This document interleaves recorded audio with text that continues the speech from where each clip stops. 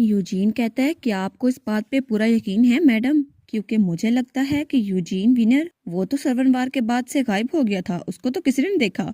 तो वो हंसते हुए कहती है, ऑफ कोर्स मैंने इसे पर्सनली खुद कंफर्म किया है, और मैंने तो ब्लिसफुल चर्च भी इसलिए ज्वाइन किया क्योंकि वो यूजीन विनर था। और वो यूजीन को देखकर कहती है, और आपको देखकर सही मिस्टर यूकन, आपके काले बाल और लाल आंखें, आप भी मिस्टर यूजीन से रिजेंबल करते हैं। तो वो कहता है, क्या क्या सच में? तो वो कहती है, हाँ बिल्कुल, अगर मिस्टर यूकन आप उनसे मिलना चाहते हैं तो मैं आपकी मीटिंग अरेंज करवा सकती हूँ। वैसे भी डिसेंट रिचुअल जल्दी आने वाला है। तो वो हमारे टोमा को उसका पता बता देती है, उस दूसरे यूजीन का। और उसके बाद उनकी बग्गी वहां से जा रही थी उसी यूजीन के पास, और टोमा के हाथ में वही एड्रेस था जो उस औरत ने दिया था। तो ल्यूक कहता है कि आप सच में उससे डायरेक्टली जाके मिलना चाहते हैं, लेकिन क्या ये सेफ नहीं होगा अगर हम पहले इन्वेस्टिगेशन करें और उसके बाद उन्हें कॉन्टैक्ट करें? तो टोमा कहता है, नहीं, काले बाल और लाल आंखें बहुत ज़रा रेयर होती हैं, और वो भी लाजमी तौर पर सर्वन रॉयल फैमिली से ताल्लुक़ रखता होगा। तो वो कहता है, लेकिन फिर भी मास्टर, रॉयल फैमिली चाहे हो फिर भी हमारे लिए खतरा हो सकता है। तो यूजीन कहता है, हाँ, यान फैजा ने उस वार में सबको मार डाला, मेरी सर्वेंट फैमिली के सब लोगों को, लेकिन शायद कोई ना कोई तो बच गया हो, मे भी मेरी ब्लड लाइन अभी तक जिंदा हो, और उससे भी ज़्यादा अहम बात, शायद वो मेरी मोम की साइड से मेरा कोई रिलेटिव निकल आए, मेरा कोई कज़न वगैरह। तब वो उस बच्ची को पकड़े हुए था। तो ल्यूक कहता है, अगर ऐसा हुआ तो आप उसके साथ क्या करने वाले हैं? तो यूजीन कहता है, मैं श्योर नहीं हूँ, सबसे पहले मैं उससे पूछूंगा आखिर वो चाहता क्या है। तो ल्यूक हमारे यूजीन की तरफ देखता है और सोचता है, जब भी मास्टर की मैटरनल फैमिली की बात आती है तो वो अपना कंपोयर लूज कर देते हैं। ऐसा लगता है उनका ट्रू ऑब्जेक्टिव ये नहीं है कि वो सर्वन को रिवाइव करे, बल्कि उनका असल मकसद सिर्फ एक ही है, यान फैजा से बदला लेना। या फिर मैं ये कहूँ कि वो अपनी माँ का बदला लेना चाहते हैं, क्योंकि यान फैजा ने उनकी माँ को भी मार डाला था, और मुझे लगता है वो अपना बदला लेके रहेंगे। और उसके बाद हमें एक और जगह दिखाई जाती है जहाँ कोई और बैठा हुआ था। वो कहता है, हाँ हाँ, मैं ही हूँ यूजीन विनर। तो ल्यूक और यूजीन वहाँ पे बैठे थे। वो कहते हैं, सच में? क्या ये सच में है? तो वो कहते हैं, हाँ, आप मुझसे मिलना चाहते थे ना, क्या आप नहीं मिलना चाहते थे? तो बताएं आपको मुझसे क्या काम है? तो यूजीन कहता है, ये तो बिल्कुल भी उस तरह नहीं दिखता, ना इसके काले बाल हैं ना इसकी लाल आंखें, कोई भी बता सकता है कि इसके बाल डाई किए हुए हैं। तो यूजीन कहता है, सच में तुम हो यूजीन विनर? तो वो कहता है, हाँ हाँ, मैं ही हूँ, आपको यकीन नहीं आ रहा ना? तो यूजीन वो तो बड़ा गुस्से में आ रहा था। वो कहता है, सच में लोग को इस बात पे यकीन आ रहा है कि ये आदमी मैं हूँ? तो वो कहता है, हाँ, मैं आपको अपनी आइडेंटिटी प्रूव कर सकता हूँ। आपको सर्वर रॉयल फैमिली की पावर का तो पता है ना कि वो क्या कर सकते हैं? तो वो सोचता है, फैजा एम्पायर में सिर्फ 5 तरह के रून यूज होते हैं, जिसमें वाटर, विंड, फायर, अर्थ और डार्कनेस है, और सर्वन एम्पायर के पास डार्क रून है, और ये सिर्फ सर्वन ब्लड लाइन के ही लोग यूज कर सकते हैं। तो वो आदमी अपना मैजिक यूज करता है और उसमें से लाइटिंग निकलती है। तो ल्यूक थोड़ा हैरान हो जाता है। वो कहता है, आखिर तुम्हें डार्क रून के बारे में कैसे पता?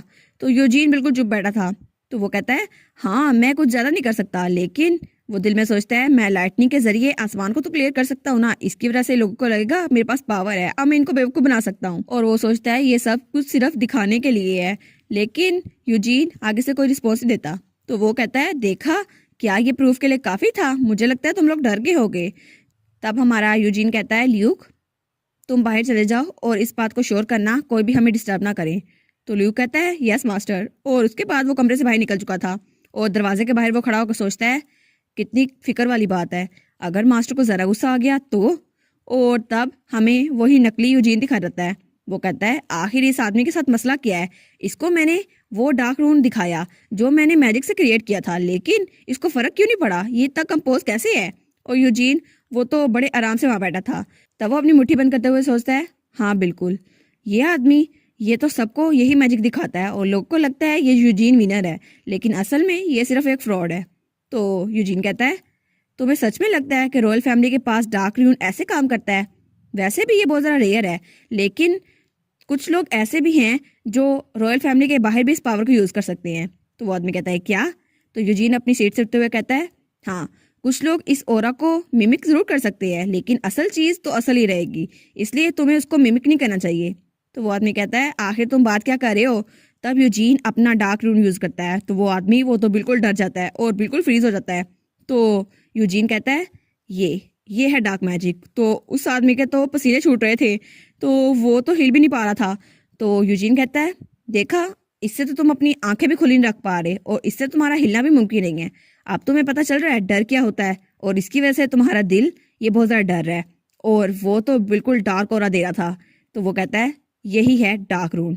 और फिर बिल्कुल वो उसके सर पे पहुंच के कहता है अब ये मेरी बारी है कि तुम मेरे सवालों का जवाब दो, तो चुप करके मुझे बताओ ये ब्लिसफुल चर्च आखिर है क्या भला।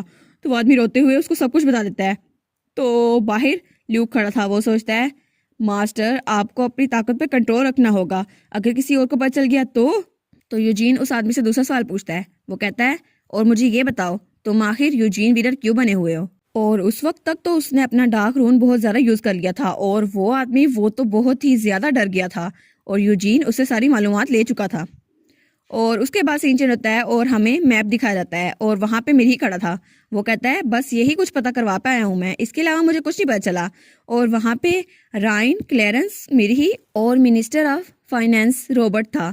तो रायन कहता है तो तुम कह रहे हो जिसने ये आर्टिकल पब्लिश किया है अब वो उनमें से कोई भी शहर में नहीं है, वो लोग आखिर कहाँ चले गए। तो मिरी कहता है हाँ बिल्कुल ऐसा ही है, लेकिन जो उन्होंने आर्टिकल पब्लिश किया तो उसके बाद से वो कहीं नजर ही नहीं आए। उसके सबऑर्डिनेट से भी मैंने पूछा, लेकिन ऐसा लगता है वो लॉन्ग लीव लेकर कहीं चले गए हैं। लेकिन उस सब में सिर्फ एक चीज कॉमन है, ये सिंबल। मुझे लगता है इस सिंबल का ब्लिसफुल चर्च से कोई ना कोई ताल्लुक है, और इसी की वजह से वो रूमर फैल रहे हैं। तो रायन कहता है ओ इसका मतलब है गवर्नमेंट ऑफिशियल्स वो भी अपना रिलीजन चेंज कर रहे हैं, क्या ये हो सकता है। तो रॉबर्ट कहता है हाँ ऑफ कोर्स, हिज मैजेस्टी ने सबको फ्रीडम दी हुई है, वो कोई भी रिलीजन चूज कर सकते हैं, तो हमें फिक्र करने की जरूरत नहीं है। और फिर वो कहता है इनफैक्ट मैंने तो ऑफिशियल से ये भी पूछा था वो लीव क्यों ले रहे हैं, लेकिन ऐसा लगता है फाउंडिंग फेस्टिवल के लिए उनको टाइम ऑफ दिया गया है। और तब उसे याद आता है बहुत सारे रॉयल गार्ड्स के नेक पे भी वो वाला सिंबल बना हुआ था। तो वो कहता है लगता है बहुत सारे लोगों ने इस चर्च को ज्वाइन किया हुआ है, लेकिन ये कितना अजीब लग रहा है, एक ऐसी ऑर्गेनाइजेशन फैरजा में है जिसके इवेंट फाउंडिंग फेस्टिवल के साथ ओवरलैप कर रहे हैं।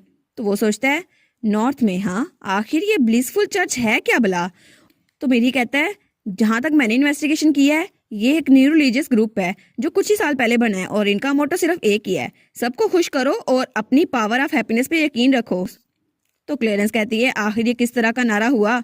तो वो कहता है हाँ हाँ वो लोग तो यही बात कर रहे थे, और उन्होंने तो टेम्पल भी बनाए हुए हैं पूरे एम्पायर में, और उस पर बहुत ज़्यादा एक्टिव चैरिटी वर्क भी करते हैं, ऐसा लगता है वो बहुत ज़्यादा अच्छे लोग हैं। और वो तो बड़े खुश थे, लेकिन चर्च के पादरी वो तो इसके खिलाफ है, वो कहते हैं ये सब कुछ सिर्फ दिखावे के लिए हो रहा है। तो रायन वो कुछ सोचता है और कहता है क्या सच में। और फिर वो कहता है आखिर वो लोग इस सब के लिए पैसे कहाँ से लेके आ रहे हैं। तो ये बात सुनकर सबके सब चुप हो गए थे। तो वो कहता है बस हमें इसका जरिया पता चल जाए फिर तो सारा मसला ही हल हो जाएगा। और फिर से वापस सीन उसी जगह पर आता है जहाँ ल्यूक कमरे में दाखिल होता है, और वो यूजीन को देखकर कहता है क्या सब कुछ ठीक हो गया। तो यूजीन कहता है हाँ मैंने इससे सब कुछ पता करवा लिया, और जब ये उठेगा इसे कोई भी चीज़ याद नहीं रहेगी। और वो नकली यूजीन वो तो वहाँ बैठा हुआ था, और वो तो अपने होश में नहीं था। तो ल्यूक कहता है मुझे माफ़ कीजिएगा, लेकिन अभी मुझे याद आया है जो निशान आपने मुझे दिखाया था मैंने उसे कुछ नोबल्स के कॉलर पे देखा था, लेकिन शायद मुझे भूल गया था। और क्या आपने जो इससे बात की ये यूज़फुल भी थी या नहीं। तो यूजीन कहता है यूज़फुल, हाँ ये आदमी जब उठेगा तो ये हमें ब्लिसफुल चर्च खुद लेकर जाएगा। तो ल्यूक कहता है क्या सच में ये हमें ले जाएगा। तो वो कहता है हाँ मैंने ऐसे प्रिटेंड किया जैसे मैं इसकी टीचिंग में इंटरेस्ट ले रहा हूँ, तो ये मुझे वहाँ पर लेके जाएगा बिना किसी हिचकिचाहट के। तो ल्यूक कहता है हाँ फिर भी, लेकिन आप मुझे ये तो बताएं आप प्लान क्या कर रहे हैं। तो यूजीन कहता है ये रिलीजन, ये जो भी है ब्लिसफुल चर्च या जो भी है, मैं इसको करीब से देखूंगा और पता कराऊंगा कोई मेरा नाम यूज करके इस रिलीजन को कैसे फैला सकता है, और आखिर में इनका मकसद क्या है। और इसी के साथ ये वाला पार्ट यहाँ पर ख़त्म। तो आप लोग बताइएगा आपको ये पार्ट कैसा लगा, प्लीज़ लाइक करिएगा, कमेंट करिएगा और शेयर करिएगा। और जो न्यू व्यूवर्स हैं काइंडली वो चैनल को सब्सक्राइब कर दें, और पिछली वीडियोस का लिंक आपकी स्क्रीन पर नज़र आ रहा होगा तो काइंडली उनको भी चेकआउट कर लें। Thank you so much.